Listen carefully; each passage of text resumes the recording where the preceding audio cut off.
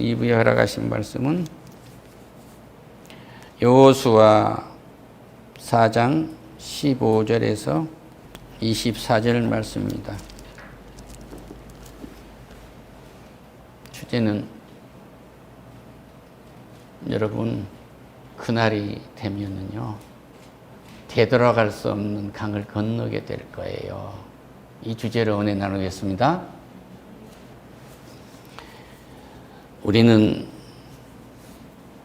맨 먼저 성경에서 만나게 되면은 아담과 하와의 이야기를 이제 만나게 돼요. 그런데 아담과 하와가 아까 선악과를 따면 범죄를 했잖아요. 그런데 예수님이 십자가에서 이 죄를 속량하셨으므로 우리는 다시 창조의 질서로 들어갈 수 있게 됐어요. 가인과 아벨의 이야기를 들어요. 아담과 하와가 첫 새끼 둘을 낳는데 가인과 아벨인데 그 첫 번째 한 것이 살인행위예요. 그 시기와 질투입니다. 그러니까 사탄이 들어가서 준 성품이 뭐냐면 사탄이 준 성품이 시기와 질투예요. 그러니까 내 속에 시기와 질투가 오늘 일어났다고 한다고 하면 오늘 요단을 건널 수 없는 사람이에요. 건너지 못한 겁니다. 시기와 질투가 내게 사라지면 하나님은 우리에게 셋이라는 자식을 또 줘서 그들의 후손이 되게 하셨잖아요. 노아와 그 아들들 이야기를 우리는 이야기로 들고서 또 창세기를 이해를 하게 됩니다. 그런데 셈, 함, 야벳인데 셈이 아버지가 첫 농사를 짓고 포도주를 마시고 취해가지고 누워있을 때 그 하체를 보고 조롱하지 않아요? 그들이 뭐래요? 다시 그 후손들이 용사가 돼서 바벨탑을 쌓게 돼요. 그게 바벨의 종교입니다. 우상이란 말이에요. 이것도 우리 예수님이 오셔서 다 하신 거예요. 할렐루야. 그리고 이제 우리는 믿음의 조상 아브라함을 만나게 됩니다. 아브라함과 사라를 만나게 되는데 100세의 아들을 준다고 그렇게 말씀하셨지만 우리 조상은 안 믿었어요. 한참 있다가 아들을 줘서 그 아들이 17살쯤 됐을 때 모리아산에 이삭을 바치고 나서 믿음이 강직해진 은혜를 입게 됩니다. 이삭과 리브가의 이야기를 하는데 그 믿는 딸, 우상을 섬기는 것 말고 하나님을 섬기는 딸과 결혼을 한다는 게 유명하지 않아요. 그런데 그가 이삭이 아버지에게 유산을 받았는데요. 고생을 제일 안 한 사람이에요. 유산을 받았는데 그의 100배의 농사를 지었다고 하잖아요. 이런 은혜가 여러분에게 넘치기를 축원합니다. 그 후손의 야곱이 이야기가 쭉 돌아오는데 12지파를 갖게 돼요. 에서와 야곱 이야기는 그 하나님의 선택된 사람들은 모든 죄를 회개하고 용서받는 은혜를 입게 돼요. 그렇지 않는 사람들은 그 참 저주스러운 고집이나 그 자기 신경질적인 이런 얄팍한 생각 때문에 하나님을 따라가지 않아요. 순간에 귀찮으니까 팥죽을 내놔버리거든요. 가장 중요한 장자권을 내놔버리잖아요. 하나님이 어머니라 준 이름, 아버지라고 준 이름, 아내라고 준 이름, 남편이라고 준 이름이 얼마나 중요한지를 우리는 야곱을 통해서 알 수 있게 돼요. 오늘 우리는 여호수아를 통해서 이제 알게 될 이것은 모세를 통해서 하나님이 430년간 종살이를 한 후에 모세를 통해서 40년간 치리하게 하시고 그 후에 여호수아에게 요단강을 범람하는 요단강을 건너는 은혜를 입혀줍니다. 그때 뭐예요? 12지파 족장들이 하나님의 법궤를 메고 요단강, 범람하는 요단강에 발을 내디디면 요단강이 물이 많을 거다. 그리고 하나님이 말씀해 주신 대로 그대로 믿음으로 하나님의 법궤를 메고 요단강에 발을 건넜더니 범람하는 요단강이 멈춰서게 되는 거예요. 이런 은혜가 여러분과 나에게 넘치기를 축원합니다. 그런데 이 건너버렸는데 그 안에 제사장들 보고 서 있으라고 그랬거든요. 모두가 돌을 가져와서 세우세요. 그러고 세워놨어요. 이유가 뭐냐? 오늘 이 돌이 뭐냐고 묻거든 하나님이 요단을 마르게 하셔서 건넜다고 말해라. 여러분의 인생에 무엇을 이렇게 좀 세워놓으셨습니까? 저는 저희 할아버지, 윗대 할아버지가 뭘 해서 그 땅에 와서 자리 잡고 살았는지를 잘 몰라요. 하나님 물론 하셨겠죠. 이 남편을 어떻게 만나셨어요? 분명한 것은 하나님 하셨다는 것을 말씀해야 돼요. 할렐루야. 어떻게 만났든지, 춤추다가 만났든지, 술 마시다가 만났든지, 데이트하다가 만났든지, 뭘 하다가 만났어도 그 하나님이 만나게 하신단 말이에요. 이것을 결혼이라는 여러분의 뭐가 있어요? 돌이 서 있는 거예요. 할렐루야. 결혼이라고 해서 그렇게 만났으면 시시한 얘기입니까? 맨 먼저 하나님이 계셨고 우리의 삶을 주관하신 분이 하나님, 예수님이십니다. 모든 베이스에는 하나님이 깔려 있어요.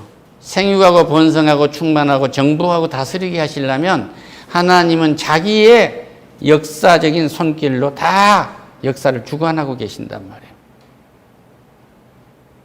그런데 우리는 삶에서 하나님을 최우선하고 있느냐, 최우선시하지 않고 있느냐 하는 것을 이 요단강을 건너는 여호수아와 이스라엘 백성들을 보고 알 수가 있어요. 이 지도자가 서 있으라고 하니까 대제사장들이 서 있는 거예요. 그때 대제사장이면 어느 정도 된 줄 아세요? 검찰권과 변론권과 재판권을 다 가진 사람들이에요. 사람들의 생사여탈권을 다 쥐고 있는 사람들이 여호수아가 서 있으라고 하니까 요단강에 섰고 돌을 가져오려고 가져왔어요. 할렐루야. 이 모두가 하나님의 역사에 참여한 일인데 오늘 내 마음을 상하게 한 남편을 불쌍히 여길 수 있는 시간은 지금밖에 없습니다. 이 적에게 참으로 430년간 종살이하고 모세에게 인도받는 광야를 헤매는 광야 생활이 40년과 같은 이 험악한 인생살이 지지고 볶고 살았던 이 순간에 지금 예수라는 요단강을 나는 손길을 잡고 예수의 이름으로 가장 험악한 요단강을 건너와서 뒤를 돌아봐 보세요. 얼마나 험악한 내 인생이었는지 또 얼마나 위험한 순간들을 보내는 시간들이었는데 한번 생각해 보세요. 저는 말입니다. 다시 청춘의 시간으로 돌아가겠어? 그러면 아닙니다. 죽을 고비를 너무 많이 넘기는 거예요. 인생에 너무 많은 실수를 한 겁니다. 너무 많은 실수를 한 거예요. 아마 제가 죄를 많이 지었다면 우리 아내한테 제일 죄를 많이 졌을 거예요. 내가 뭘 남눈 보기에 크게 잘못해서가 아니라요. 내가 할 수 있는 시간에 아내와 사랑하면서 살 수 있는 시간에 그 소중함을 놓친 거예요. 시간. 오늘은 다시 안 와요. 또 다음 내가 실수를 제일 많이 한 것이 있다면 내 두 딸과 아들에게 실수를 제일 많이 했을 거예요. 아버지로서 내가 완벽하지 못했거든요. 그러니까 우선순위가 하나님한테 절대적으로 삶 깊은 곳에 낮은 곳에 넓은 곳에 좁은 곳에 함께 했어야 하는데 성화가 덜 돼 있으니 어느 부분은 참신하게 아주 잘 돼 있고 어느 부분은 잘못된 설익은 벌레 묵은 과일처럼 그렇게 되어 있는 인생이란 말이에요. 이 치유를 예배가 아니면 해결할 길이 없습니다. 할렐루야. 늘 한 얘기입니다만은 이 얘기를 하고 예배를 마치고자 합니다. 오늘 사랑하는 사람에게 K가 나로 사랑한다는 표시를 할 수 있는 것이 마지막이라고 생각해 보세요. 오늘 목말라 하는 남편에게 물 한 컵을 갖다 준 것이 마지막 시간이라고 생각해 보세요. 오늘 저 2호선 저 사당역에 오다가 5,000원짜리 티 하나를 사갖고 촉감이 좋은 걸 사다가 갖다 주는데 이것이 마지막 시간이라고 생각해 보세요. 이걸 입을 수 있든지 없든지 정말 감사하게 받을 수 있는 이 시간밖에 없어요. 그런데 우리는 건널 수 없는 마지막 시간이 옵니다. 우리에게는 이미 천국이 있고 낙원에 회복되는 낙원에 살면서 천국에 이르는 시간이지만 죽음의 시간이 다가온단 말이에요. 우리는 다시 요단강을 건너가서 거칠은 광야와 같고 하나님을 몰라서 저주받았을 때 잘못했던 것 그것을 돌아가서 고칠 길이 없어요. 내 자신에게도. 그렇기 때문에 우리는 뭐예요? 다시 내가 영원히 하나님이 나를 불러가시면 재림하시면 예수님이 재림하시면 내가 들림받아 그냥 가겠지만 예수님이 재림하시기 전에 내가 이 땅을 떠나가는 죽음다면 내가 천군과 천사의 손에 붙들려 아브라함 품 하나님 품에 안기잖아요. 이 시간 우리가 죽어도 우리는 영원히 살겠지만 이 땅에서의 시간을 마감하는 그 시간 세상과 종말을 구하는 이 요단강을 건너는 그 시간이 올 때 내 흙 한 번 더 했어 주면 좋았을 것을. 할렐루야. 마지막에 연명치료한다고 호수를 뽑지 않고 얼굴을 1시간이라도 더 봐줬으면 좋았을 것을.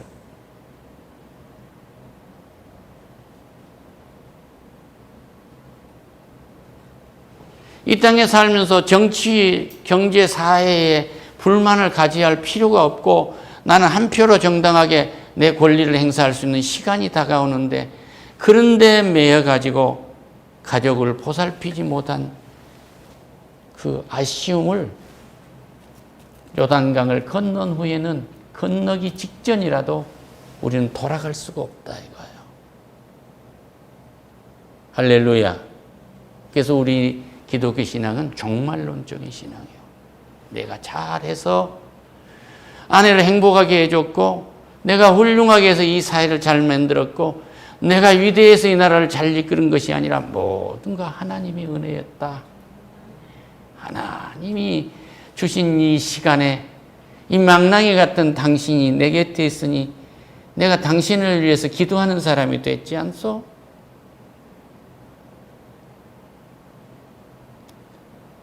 내가 요새 보면 우리 마누라처럼 예쁜 사람이 없어요.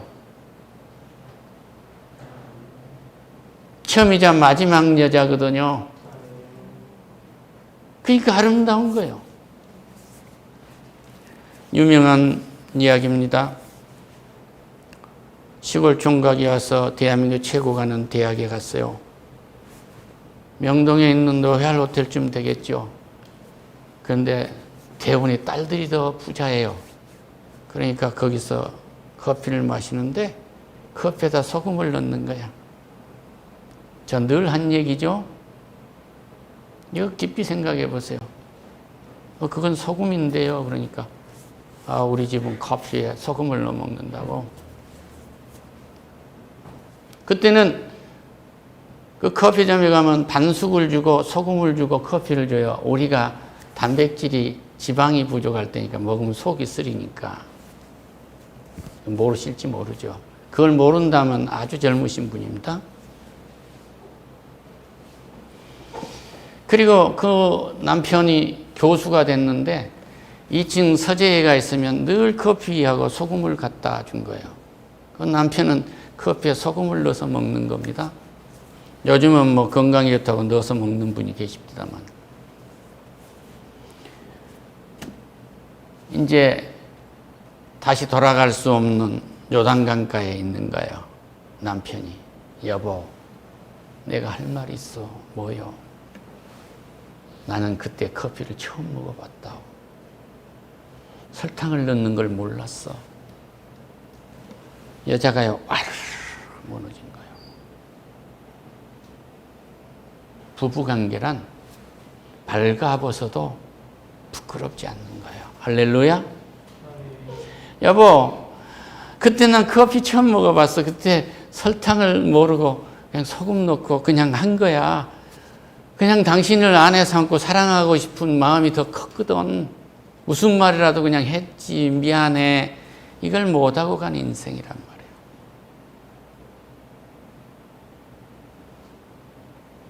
깊이 생각해 보시기 바랍니다. 하나님 감사합니다. 요단강을 우리는 믿음의 법궤를 메고 건넜습니다. 우리의 인생에 범람하는 요단강과 같은 험악한 이 세상을 예수의 이름으로 예수의 법궤를 마음에 품고 건넙니다. 엄마, 아빠, 예수를 믿었어요 말하면 네 아버지하고 내가 행복하기 위해서, 너희들하고 행복하기 위해서, 오직 삶의 첫 번째 하나님을 두고 살기 위해서 그래서 하는 이 증거계를 주님으로 내놓을 수 있는 은혜로운 자들 되도록 축복하시옵소서. 예수님의 이름으로 기도드립니다. 아멘.